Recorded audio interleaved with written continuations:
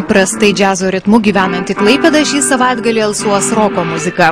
Uostamiesčio Roksi klubas plačiai atveria savo kiemo vartus ir publiką kviečia į pirmąjį tarptautinį roko muzikos festivalį. Mūsų tikslas yra priminti, kad roko muzika kaip roko muzikos stilius yra labai platus, turi plačias ribas. Ir būtent pakvietėm į šį mūsų festivalį atlikėjus, ne tik iš Lietuvos, iš Rygos, iš Londono, ir kurie pristatys roką kaip skirtingo atspalvio. Pirmieji į festivalį atvykę svečiai Londono grupė Komla. Kiek atsipūtę po kelionės, muzikantai suskubo derinti instrumentus. Jų koncertas jau šį vakarą. Bus daug energijos. Mes sieksime, kad žmonės šoktų, šokinėtų, pajustų mūsų muziką.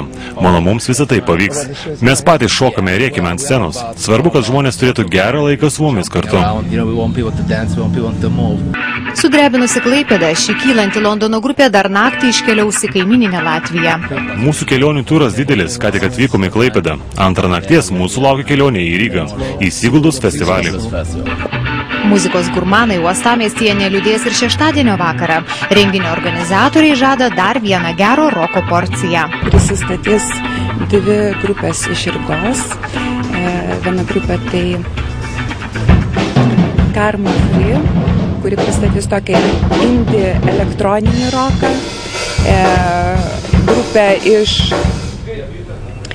Rygos, kita All Day Long, pristatys ska punk stiliaus, energingą roką, o taip pat pasirodys grupė iš Vilniaus Karma, kuri groja mielą, šiltą roką, švelnų, o taip pat pasirodys ir mūsų jau kaip ir rezidentuojanti grupė muzikos klube Roksi, mūsų klientų labai gerai žinoma, tai grupė Brys iš Klaipėdos.